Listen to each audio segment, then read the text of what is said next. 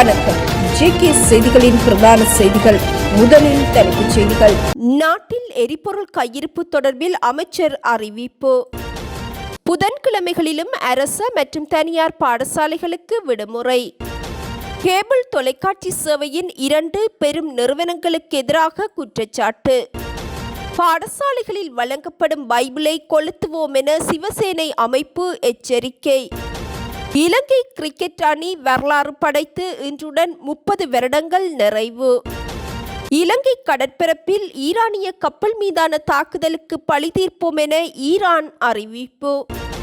தமிழக சட்டமன்ற தேர்தலில் நடிகர் விஜய் வெற்றி பெறுவதற்கான வாய்ப்புள்ளதாக கருத்து கணிப்புகள் மூலம் கண்டறிவு. காபூல் வைத்தியசாலை மீதான வான்வழி தாக்குதலில் 400க்கும் மேற்பட்டோர் உயிரிழப்பு. ட்ரோன் தாக்குதல்கள் காரணமாக ஐக்கிய அரபு ராச்சியத்தின் வான்பரப்புகள் முடக்கம். நாட்டில் உள்ள 2 பிரதான நிறுவனங்களின் சுயநல போக்கினால் தமது வாழ்வாதாரம் பாதிக்கப்பட்டுள்ளதாக கேபிள் தொலைக்காட்சி சேவை உரிமையாளர்கள் கவலை வெளியிட்டுள்ளனர். தமக்கான நீதியை அரசாங்கம் தாமதமின்றி வழங்க வேண்டும் எனவும் அவர்கள் கோரிக்கை விடுத்துள்ளனர். யாழ் ஊடக அமையத்தில் இடம்பெற்ற விசேட ஊடக சந்திப்பின் போதே இலங்கை கேபிள் டிவி ஆபரேட்டர்கள் சங்க பிரதிநிதிகள் இதனை தெரிவித்தனர். சுமார் 2 தசாப்தங்களுக்கு மேலாக நாட்டின் பல பாகங்களிலும் தாம் கேபிள் தொலைக்காட்சி சேவையை முன்னெடுத்து வரும் நிலையில் குறிப்பாக யாழ்ப்பாணத்தில் 110 பேரும் மலையகத்தில் 54 பேரும் உள்ளடங்கலாக நாடளாவிய ரீதியில் 300க்கும் மேற்பட்டோர் இத்தொழிலில் ஈடுபட்டுள்ளனர். இருப்பினும் நாட்டின் 2 குறிப்பிட்ட நிறுவனங்களை தவிர ஏனையோருக்கு இதற்கான முறையான உரிமங்கள் வழங்கப்படுவதில்லை. இதனால் தமது தொழில் நடவடிக்கைகள் முற்றாக பறிக்கப்படும் அபாயம் ஏற்பட்டுள்ளது. தேசிய தொலைத்தொடர்பு ஆணைக்குழுவிடம் உரிமம் கோரி விண்ணப்பித்தும் இதுவரை தகுந்த தீர்வு கிடைக்கவில்லை என அவர்கள் குறிப்பிட்டுள்ளனர். உரிம கட்டணமாக சுமார் 70,80,000 ரூபாய் பணத்தை பெற்றுக்கொண்ட தொலைத்தொடர்பு ஆணைக்குழு அதற்கான நடவடிக்கைகளை முன்னெடுத்திருந்த போதிலும் குறித்த 2 பெரும் நிறுவனங்களின் அழுத்தம் காரணமாக அந்த நடைமுறை இடைநிறுத்தப்பட்டுள்ளது. பல கோடி ரூபாய்களை முதலீடு செய்துள்ள தாம் தற்போது தொழில் இன்றி முதலீட்டையும் இழந்து நிற்கும் நிலைக்கு தள்ளப்பட்டுள்ளதாகவும் பாதிக்கப்பட்டவர்கள் விசனம் வெளியிட்டுள்ளனர். குறித்த 2 நிறுவனங்களின் பிடியில் சிக்குண்டுள்ள கேபிள் தொலைக்காட்சி சேவையை மீட்டு சிறிய அளவிலான உரிமையாளர்களின் நலன்களை பாதுகாக்க உரிய தரப்பினர் உடனடியாக நடவடிக்கை எடுக்க வேண்டும் எனவும் வலியுறுத்தியுள்ளனர். சர்வதேச ரீதியில் நிலவும் எரிபொருள் நெருக்கடியை கருத்தில் கொண்டு உள்நாட்டில் எரிபொருள் நுகர்வை குறைக்கும் அரசாங்கத்தின் கொள்கைக்கு இணங்க சுகாதார அமைச்சின் சில குறிப்பிட்ட பிரிவுகளின் அதிகாரிகளுக்கு ஒவ்வொரு புதன்கிழமையும் வீட்டிலிருந்து பணியாற்றுவதற்கு அனுமதி வழங்கப்பட்டுள்ளது. சுகாதார மற்றும் ஊடக அமைச்சின் செயலாளர் விசேட வைத்திய நிபுணர் அனில் ஜெயசிங்க இது தொடர்பான உத்தியோகபூர்வ அறிவிப்பை வெளியிட்டுள்ளார். இதன்படி வீட்டிலிருந்து வேலை செய்வதற்கு ஒரு சில குறிப்பிட்ட பிரிவினருக்கு மாத்திரம் அனுமதி வழங்கப்பட்டுள்ளமை குறிப்பிடத்தக்கது. நாட்டில் நிலவும் எரிபொருள் நெருக்கடி காரணமாக பாடசாலைகளின் அன்றாட செயற்பாடுகள் ஏற்கனவே பாதிக்கப்பட்டுள்ளதாக இலங்கை ஆசிரியர் சங்கத்தின் தலைவர் பிரியந்த பெர்னாண்டோ தெரிவித்துள்ளார். இதற்கான அவசர தீர்வுகள் எட்டப்படாவிட்டால் ஆசிரியர்கள் மற்றும் மாணவர்களின் பாடசாலை வரவு பாரியளவில் வீழ்ச்சியடையும் எனவும் அவர் குறிப்பிட்டுள்ளார். பெரும்பாலான ஆசிரியர்கள் பாடசாலைக்கு செல்ல உந்துருளிகளையே நம்பியுள்ளனர். தற்போது வாரத்திற்கு வழங்கப்படும் 5 லிட்டர் எரிபொருள் அவர்களின் 5 நாள் பயணத்திற்கு எவ்விதத்திலும் போதுமான பல ஆசிரியர்கள் ஒரு நாளைக்கு 40 முதல் 50 கிலோமீட்டர் வரை பயணம் செய்ய வேண்டியுள்ளது. இவர்களால் தற்போதைய எரிபொருள் ஒதுக்கீட்டின் கீழ் பாடசாலைக்கு செல்வது இயலாத காரியம். எரிபொருளை பெற்றுக்கொள்வதற்காக நீண்ட நேரம் வரிசையில் காத்திருக்க வேண்டியுள்ளதால் அதிபர்கள் மற்றும் ஆசிரியர்கள் விடுமுறை விண்ணப்பிக்கும் நிலை ஏற்பட்டுள்ளது. தற்போது நடைபெற்று வரும் கல்வி பொதுத்தராதர சாதாரணதர பரீட்சை விடைத்தாள் மதிப்பீட்டு பணிகளில் ஈடுபட்டுள்ள ஆசிரியர்கள் கடும் சிரமத்திற்கு உள்ளாகியுள்ளனர். பல ஆசிரியர்கள் மதிப்பீட்டு நிலையங்களுக்கு செல்ல ஒரு நாளைக்கு சுமார் 100 கிலோமீட்டர் வரை பயணம் செய்ய வேண்டியுள்ளது. பொது போக்குவரத்துக்கு வழங்கப்படும் எரிபொருள் அளவு போதுமானதாக இல்லாமையினால் ஆசிரியர்கள் மாத்திரமன்றி மாணவர்களின் வரவும் பாதிக்கப்படும் அபாயம் எழுந்துள்ளதாக இலங்கை ஆசிரியர் சங்கத்தின் தலைவர் பிரியந்த பெர்னாண்டோ தெரிவித்துள்ளார். வடமாகாண மேலதிக கல்வி பணிப்பாளர் பிரெட்லியின் செயற்பாடுகளை வடமாகாண ஆளுநர் வேடிக்கை பார்ப்பாரா என் பாடசாலைகளில் இந்து மாணவர்களுக்கு வழங்கப்படும் பைபிள்களை வாங்கி கொளுத்துவோம் என இலங்கை சிவசேனை அமைப்பின் சிவ தொண்டர்களான ஸ்ரீதரன் மற்றும் மாதவன் ஆகியோர் எச்சரிக்கை விடுத்துள்ளனர். யாழ்ப்பாணத்தில் நேற்று இடம்பெற்ற ஊடக சந்திப்பின் போதே அவர்கள் இவ்வாறு குறிப்பிட்டனர். வடமாகாண மேலதிக கல்வி பணிப்பாளரின் செயற்பாடு மதங்களுக்கு இடையிலான முறுகல்களை ஏற்படுத்துகின்றது. பைபிள் என்கின்ற கிறிஸ்தவ கிறிஸ்தவ நூலினை வடமாகாண பாடசாலைகளுக்கு வழங்குவதற்கு அனுமதித்தமை இந்து மாணவர்களையும் பைபிள் நூலை பெறுவதற்கு திணிப்பதாக அமைகின்றது. குறித்த நூலினை வழங்குவதற்காக அனுமதி கோரிய கிறிஸ்தவ அமைப்பு தொடர்பில் விசாரித்த போது அவ்வாறான அமைப்பு ஒன்று இலங்கையில் பதிவு செய்ததாக அறியப்படவில்லை. இவ்வாறான அமைப்பு வடமாகாணத்தில் சுமார் 1.5 லட்சம் பைபிள்களை வழங்கப் போவதாக தகவல்கள் கிடைக்கப்பெற்றுள்ளன. வடமாகாண ஆளுநரின் அனுமதி இல்லாமல் மேலதிகமாக மாகாண கல்வி பணிப்பாளர் வழங்குவதற்கு சிபாரிசு செய்தமை ஏதோ ஒரு பின்புலத்தை அடிப்படையாக கொண்டதாக கருதப்படுகின்றது. இவ்விடயம் தொடர்பில் வடமாகாண ஆளுநருக்கு எழுத்து மூலம் தெரியப்படுத்தியுள்ளதுடன் போலீஸ் நிலையங்களிலும் முறைப்பாடு பதிவு செய்யப்பட்டுள்ளது. எனவே குறித்த விடயம் தொடர்பில் வடமாகாண ஆளுநர் உரிய நடவடிக்கை மேற்கொள்ள வேண்டும். இல்லையெனில் இந்து மாணவர்களுக்கு பைபிள் வழங்க முற்பட்டால் அதனை வாங்கி பாடசாலைகளுக்கு முன்பாக கொளுத்துவோம் என இலங்கை சிவசேனை அமைப்பின் சிவ தொண்டர்கள் எச்சரிக்கை விடுத்துள்ளனர். சாதாரண நுகர்வின் கீழ் நாட்டில் எரிபொருள் போதுமானதாக இருக்கும் காலப்பகுதி தொடர்பான விவரங்களை வலுசக்தி அமைச்சர் குமார ஜெயக்கொடி வெளிப்படுத்தியுள்ளார். நாடாளுமன்றில் விசேட உரையொன்றை ஆற்றும் போதே அவர் இதனை குறிப்பிட்டார். இதன்படி 92 ரக பெட்ரோல் ஏப்ரல் 23 வரைக்கும் போதுமான அளவு கையிருப்பு உள்ளதாகவும் 95 ரக பெட்ரோல் மே 10 வரைக்கும், டீசல் ஏப்ரல் 12 வரைக்கும், சூப்பர் டீசல் மே மாதம் 10 வரைக்கும் போதுமான அளவு கையிருப்பு உள்ளதாக வலுசக்தி அமைச்சர் குமார ஜெயக்கொடி தெரிவித்துள்ளார். இதேவேளை நாட்டில் நிலவும் எரிபொருள் நெருக்கடிக்கு மத்தியில் இதுவரை மின் துண்டிப்பு அமுல்படுத்தப்படவில்லை என்றாலும் எதிர்காலத்தில் மின்சாரத்தை துண்டிக்க வேண்டிய நிலை ஏற்படக்கூடும் எனவும் அமைச்சர் ஜெயக்கொடி தெரிவித்துள்ளார். இன்று நாடாளுமன்றத்தின் நிலையியற் கட்டளை 27/2 எதிர்க்கட்சித் தலைவர் சஜித் பிரேமதாசவினால் மின் துண்டிப்பு அமுல்படுத்தப்படுமா என எழுப்பப்பட்ட கேள்விக்கு பதிலளிக்கும் போதே அமைச்சர் இதனை தெரிவித்தார். இதுவரை 1 மணி நேரம் கூட மின்வெட்டு இன்றி தாம் கொண்டு செல்வதாக தெரிவித்துள்ள அமைச்சர் குமார ஜெயக்கொடி, எனினும் மின்சாரத்தை துண்டிக்க வேண்டிய ஒரு காலம் வரக்கூடும் எனவும் எதிர்வு கூறியுள்ளார். ஒவ்வொரு புதன்கிழமையும் அரச விடுமுறை தினமாக அறிவிக்கப்பட்டுள்ளமையினால் அரச பாடசாலைகளுக்கு விடுமுறை வழங்கப்பட்டுள்ளதை போன்று அரசாங்கத்தினால் அங்கீகரிக்கப்பட்ட தனியார் பாடசாலைகளையும் அன்றைய தினம் நடத்த வேண்டாம் என கோரிக்கை விடுக்கப்பட்டுள்ளதாக கல்வி அமைச்சு அறிவித்துள்ளது. சர்வதேச பாடசாலைகளுக்கும் இந்த நடைமுறையை பின்பற்றுமாறு கோரிக்கை விடுக்கப்பட்டுள்ளதாக கல்வி அமைச்சின் செயலாளர் நாலக்க கலுவெவ தெரிவித்துள்ளார். இதேவேளை வாரத்தின் ஒவ்வொரு புதன்கிழமையும் முன்பள்ளிகளை நடத்த வேண்டாம் என அறிவுறுத்தப்பட்டுள்ளதாக மகளிர் மற்றும் சிறுவர் விவகார அமைச்சு அறிவித்துள்ளது. அரச விடுமுறை தினமாக அறிவிக்கப்பட்டுள்ள வாரத்தின் ஒவ்வொரு புதன்கிழமையும் மேலதிக வகுப்புகள் மற்றும் விரிவுரைகளை நடத்த வேண்டாம் எனவும் அரசாங்கம் அறிவித்துள்ளது. நாட்டில் நிலவும் எரிபொருள் நெருக்கடிக்கு மத்தியிலேயே இத்தீர்மானம் எடுக்கப்பட்டுள்ளதாகவும் அத்தியாவசிய சேவைகள் ஆணையாளர் நாயகம் பிரபாத் சந்திரகீர்த்தி தெரிவித்துள்ளார். அத்துடன் புதன்கிழமைகளில் மேலதிக வகுப்புகளை நடத்துவதும் இடைநிறுத்தப்பட்டுள்ளதாக அத்தியாவசிய சேவைகள் ஆணையாளர் நாயகம் பிரபாத் சந்திரகீர்த்தி குறிப்பிட்டுள்ளார். எரிபொருள் விநியோக சிக்கலை கருத்தில் கொண்டு அனைத்து அரச பாடசாலைகளுக்கும் ஒவ்வொரு புதன்கிழமையும் விடுமுறை வழங்க முன்னதாக தீர்மானிக்கப்பட்டிருந்தது. இதன்படி ஒவ்வொரு வாரமும் புதன்கிழமை தினமானது நீதிமன்ற சேவைகள், பாடசாலைகள் மற்றும் பல்கலைக்கழகங்கள் உள்ளிட்ட அரசு அலுவலகங்களுக்கான விடுமுறை தினமாக அறிவிக்கப்பட்டுள்ளது. சுகாதாரம், துறைமுகம், நீர்வளங்கள், மின்சக்தி மற்றும் சுங்கம் ஆகிய அரசு நிறுவனங்களுக்கு இந்த விசேட விடுமுறை பொருந்தாது எனவும் அறிவிக்கப்பட்டுள்ளது.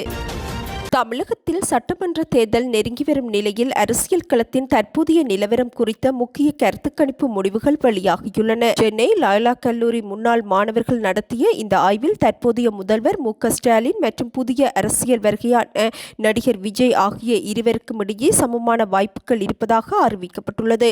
அடுத்த முதலமைச்சராக வருவதற்கு யாருக்கு அதிக வாய்ப்புள்ளது என்ற கேள்விக்கு மக்கள் வழங்கிய ஆதரவின் அடிப்படையில் மு.க. ஸ்டாலின் மற்றும் விஜய் ஆகிய இருவரும் சமமான புள்ளிகளுடன் முதலிடத்தை பிடித்துள்ளனர். இவர்களைத் தொடர்ந்து எடப்பாடி பழனிசாமி 2வது இடத்திலும், அண்ணாமலை 3வது இடத்திலும் உள்ளனர்.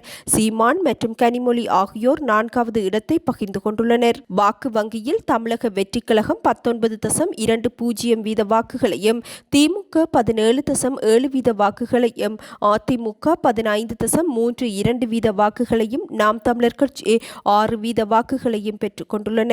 நகர்ப்புற மக்களின் ஆதரவை பொறுத்தவரை அதிமுக 24.77 வீதமாகவும் தமிழக வெற்றிக்கழகம் 23.46 வீதம் ஆதரவையும் பெற்றுள்ளது. இதனிடையே கருத்து கணிப்பின்படி நடிகர் விஜயின் தமிழக வெற்றிக்கழகம் சுமார் 50 தொகுதிகளில் வெற்றி பெறுவதற்கான வாய்ப்பு பிரகாசமாக இருப்பதாகவும் 80 தொகுதிகளில் அக்கட்சி 2ஆம் இடத்தை பிடிக்கும் எனவும் கணிக்கப்பட்டுள்ளது.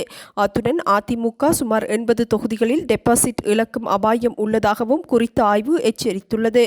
பெண்கள் மற்றும் இளைஞர்களின் பெரும் ஆதரவு நடிகர் விஜயின் பக்கம் இருப்பதாக அரசியல் அவதானிகள் தெரிவித்துள்ளனர். எவ்வாறாயினும் இந்த கருத்து கணிப்பு முடிவுகள் தமிழக அரசியல் களத்தில் புதிய விவாதங்களை உருவாக்கியுள்ளது. இலங்கை கடற்பரப்பில் உயிரிழந்த மாலுமிகளின் மரணத்திற்கு நிச்சயமாக பழிவாங்கல் முன்னெடுக்கப்படும் என ஈரான் கடற்படை தளபதி ரியல் அட்மிரல் ஷஹ்ராம் இரானி தெரிவித்துள்ளார். இந்திய பெருங்கடலில் இலங்கை கடற்பரப்பை அண்மித்த பகுதியில் கொல்லப்பட்ட ஈரானிய மாலுமிகளின் மரணத்திற்கு பின்னால் இருக்கும் எதிரிகள் கொடிய பதிலடி தாக்குதல்களை சந்திக்க நேரிடும் என ஈரான் கடற்படை தளபதி எச்சரிக்கை விடுத்துள்ளார். நாங்கள் எமது தியாகிகளின் இரத்தத்திற்கு பழிவாங்குவோம். எதிரி சற்றும் எதிர்பார்க்காத இடத்தில் இருந்து மரண அடி கொடுப்போம் என அவர் குறிப்பிட்டுள்ளார். கடந்த 4ஆம் தேதியன்று இந்திய கடற்படையுடன் கூட்டு பயிற்சியில் ஈடுபட்டுவிட்டு ஈரான் நோக்கி திரும்பிக் கொண்டிருந்த IRIS டெனா என்ற ஈரானிய கடற்படை கப்பல் இலங்கை காலிக்கு அண்மையில் உள்ள சர்வதேச கடல் பகுதியில் அமெரிக்க நீர்மூழ்கி கப்பல் நடத்திய டார்பிடோ தாக்குதலில் மூழ்கடிக்கப்பட்டது. இத்தாக்குதலில் 87 ஈரானிய மாலுமிகள் கொல்லப்பட்டிருந்தனர். 32 பேர் மீட்கப்பட்ட நிலையில் பலர் காணாமற் போயுள்ளனர். இந்நிலையில் இத்தாக்குதலுக்கு நிச்சயம் பழி வாங்குவோம் என ஈரானின் கடற்படை தளபதி ரியல் அட்மிரல் ஷஹ்ராம் இரானி சூளுரைத்துள்ளார். ஆப்கானிஸ்தான் தலைநகரில் உள்ள போதைப்பொருள் மறுவாழ்வு வைத்தியசாலை மீது நேற்றிரவு பாகிஸ்தான் நடத்திய வான்வழி தாக்குதலில் 400 பேர் கொல்லப்பட்டுள்ளதாக ஆப்கானிஸ்தான் அறிவித்துள்ளது. கடந்த மாத இறுதியில் முன்னெடுக்கப்பட்ட மோதலின் தீவிரமாக இச்சம்பவம் இடம்பெற்றுள்ளது. எல்லை தாண்டிய மோதல்கள் மற்றும் ஆப்கானிஸ்தானுக்குள் வான்வழி தாக்குதல்கள் தொடர்ந்து முன்னெடுக்கப்படுகின்றது.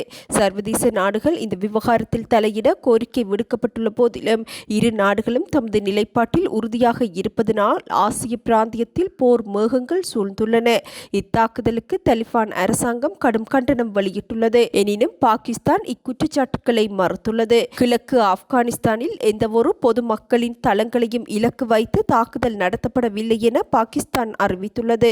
எனினும் நேற்றிரவு உள்ளூர் நேரப்படி 9 மணியளவில் காபூலில் உள்ள வைத்தியசாலை மீது வான்வழி தாக்குதல் நடத்தப்பட்டதுடன் 2000 படுக்கைகள் கொண்ட வசதியின் பெரும் பகுதிகள் அளிக்கப்பட்டதாகவும் இறப்பு எண்ணிக்கை இதுவரை 400 வரை எட்டியுள்ளதாகவும் சுமார் 250க்கும் மேற்பட்டோர் காயமடைந்துள்ளதாகவும் ஆப்கானிஸ்தானின் துணை அரசாங்க செய்தி தொடர்பாளர் ஹம்துல்லா பித்ராத் தெரிவித்துள்ளார். காபூலின் முக்கிய பகுதிகளான ஷார்-இ-நாவ் மற்றும் வஜீர் அக்பர் கான் ஆகிய இடங்களில் இரவு நேரத்தில் மிகப்பெரிய வெடிச்சத்தங்கள் கேட்டதாகவும் அதைத் தொடர்ந்து மருத்துவமனை வளாகத்தில் இருந்து கரும்புகை வெளியேறியதாகவும் அப்பகுதி மக்கள் தெரிவித்துள்ளனர். எவ்வாறாயினும் இக்குற்றச்சாட்டுக்களை திட்டவட்டமாக மறுத்துள்ள பாகிஸ்தான் தகவல் அமைச்சகம் தமது தாக்குதல்கள் காபூல் மற்றும் நங்கர்ஹார் பகுதிகளில் உள்ள பயங்கரவாத முகாம்கள் மற்றும் இராணுவ நிலைகளை மாத்திரமே இலக்கு வைத்து முன்னெடுக்கப்பட்டதாக அறிவித்துள்ளது. பாகிஸ்தானுக்கு எதிராக செயற்படும் தீவிரவாதிகளுக்கு ஆப்கானிஸ்தான் புகலிடம் அளிப்பதாக கூறி இத்துல்லியமான தாக்குதல்கள் நடத்தப்பட்டதாக பாகிஸ்தான் இச்சம்பவத்தை நியாயப்படுத்தியுள்ளது. இதனிடையே மறுவாழ்வு வைத்தியசாலை கடுமையாக சேதமடைந்துள்ளதுடன் உயிரிழப்புகளின் எண்ணிக்கை மேலும் அதிகரிக்கலாம் எனவும் அறிவிக்கப்பட்டுள்ளது. இதனிடையே கடந்த வாரம் ஆப்கானிஸ்தான் தரப்பிலிருந்து ஏவப்பட்ட ட்ரோன்கள் பாகிஸ்தான் குடிமக்களை காயப்படுத்தியதாகவும் இது ஒரு சிவப்பு கோட்டை தாண்டிய செயல் எனவும் பாகிஸ்தான் ஜனாதிபதி ஆசிப் அலி சர்தாரி எச்சரித்திருந்தார். இதன் தொடர்ச்சியாக கந்தஹார் மற்றும் காபூல் பகுதிகளில் பாகிஸ்தான் வான்படை தனது தாக்குதல்களை தீவிரப்படுத்தியுள்ளது. அத்துடன் பாகிஸ்தான் அதிகாரிகள் தற்போதைய நிலையை நேரடி போர் என விவரித்துள்ளமையும் குறிப்பிடத்தக்கது. ஐக்கிய அரபு ராச்சியம் தனது வான்பரப்பை தற்காலிகமாக மூடியுள்ளது.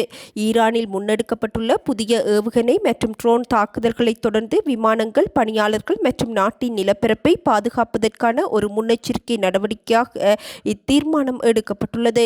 வளைகுடா பிராந்தியத்தில் ஈரான் மீது அமெரிக்க மற்றும் இஸ்ரேல் படைகள் 2 வாரங்களுக்கு மேலாக தாக்குதல் நடத்தி வரும் நிலையில் பதிலடி கொடுத்து வரும் ஈரான் அமெரிக்காவின் படைத்தளங்கள் உள்ள அரபு நாடுகளிலும் கடுமையான தாக்குதல்களை நடத்துகின்றது. ஈரான் ஈரானில் இருந்து ஏவப்படும் ஏவுகணைகள் மற்றும் ட்ரோன் தாக்குதல்களை அமீரக விமான பாதுகாப்பு படையினர் இடைமறித்து அளித்து வருகின்றனர். நாட்டின் 17வது நாளாக நேற்று தொடர்ந்து ஈரானின் தரப்பில் ஏவப்பட்ட ஏவுகணைகள் மற்றும் ட்ரோன்கள் அமீரகத்தின் வானில் பறந்து சென்றதாகவும் இன்று அதிகாலை துபாய் சர்வதேச விமான நிலையம் அருகே ட்ரோன் தாக்குதல் நடத்துவதற்கான முயற்சிகள் மேற்கொள்ளப்பட்டதாகவும் அந்நாட்டு அதிகாரிகள் தெரிவித்துள்ளனர். எவ்வாறாயினும் இதனை அமீரக வான் பாதுகாப்பு படையினர் இடைமறித்து சுட்டு வீழ்த்தியதாகவும் இச்சம்பவத்தில் எண்ணெய் கிடங்கு மேல் சிதறிய ட்ரோன் பாகங்களால் தீ விபத்து ஏற்பட்டதாகவும் அறிவிக்கப்பட்டுள்ளது. இதனால் விமான நிலையம் மற்றும் அதனை சுற்றியுள்ள 4 முக்கிய சாலைகள் தற்காலிகமாக மூடப்பட்டுள்ளன. காலை நேரத்தில் போக்குவரத்து ஸ்தம்பித்ததுடன் உடனடியாக விமான சேவைகளும் இடைநிறுத்தப்பட்டது. இதன்படி ஐக்கிய அரபு அமீரகத்தின் துபாய், அபுதாபி உள்ளிட்ட அனைத்து விமான நிலையங்களும் தற்போது மூடப்பட்டுள்ளது. துபாய் விமான நிலையம் உள்ளிட்ட பகுதிகளில் ட்ரோன் தொடர்ந்து தாக்குதல் நடத்தி வருவதனால் இத்தீர்மானம் எடுக்கப்பட்டுள்ளதாகவும் அதிகாரிகள் தெரிவித்துள்ளனர். விமான போக்குவரத்திற்கான வான் பகுதியை மூடுவதாக ஐக்கிய அரபு அமீரகம் அறிவித்துள்ளது. டிக்கெட் முன்பதிவு செய்தவர்கள் விமான நிறுவனங்களின் அறிவுறுத்தல்களை பின்பற்றுமாறும் பொதுமக்கள் அறிவுறுத்தப்பட்டுள்ளனர். இலங்கை கிரிக்கெட் வரலாற்றில் பொன் எழுத்துக்களால் பொறிக்கப்பட வேண்டிய நாள் இன்றாகும். 30 வருடங்களுக்கு முன்பு இதே நாளில் மார்ச் மாதம் 17ஆம் தேதி 1996ஆம் ஆண்டு அர்ஜுன ரணதுங்க தலைமையிலான இலங்கை அணி தமது முதல் உலக கிண்ணத்தை வெற்றி கொண்டது. 1996 மார்ச் 17ஆம் தேதி அன்று பாகிஸ்தானின் லாகூர் கடாஃபி மைதானத்தில் நடைபெற்ற இறுதிப் போட்டியில் அர்ஜுன ரணதுங்க தலைமையிலான இலங்கை அணி பலம் வாய்ந்த ஆஸ்திரேலியாவை வீழ்த்தி முதன் முறையாக உலக கிண்ணத்தை தன்வசப்படுத்தியது. போட்டியில் முதலில் துடுப்படுத்தாடிய ஆஸ்திரேலியா அணி 7 விக்கெட்டுகளை இழந்து 241 ஓட்டங்களை குவித்தது. இந்நிலையில் ஆஸ்திரேலியா நிர்ணயித்த 242 ஓட்டங்கள் என்ற இலக்கை நோக்கி பதிலுக்கு துடுப்படுத்தாடிய இலங்கை அணி 7 விக்கெட்டுகள் வித்தியாசத்தில் வரலாற்று வெற்றியை பதிவு செய்தது. அர்ஜுன ரணதுங்க உலக கிண்ணத்தை ஏந்திய அத்தருணம் இலங்கை விளையாட்டுத் துறையில் புதிய சகாப்தம் ஆரம்பிக்கப்பட்டது. எவ்வாறாயினும் இன்றைய சூழலில் இலங்கை கிரிக்கெட் அணி பலமிழந்த ஒரு அணியாக செயற்படுகின்றமை தொடர்பில் ரசிகர்கள் பலரும் தமது விமர்சனங்களை முன்வைத்து வருகின்றனர். இத்துடன் இன்று எமது பிரதான செய்திகள் நிறைவடைகின்றன. நமது அடுத்த பிரதான செய்திகளை நாளை எதிர்பாருங்கள். வணக்கம்.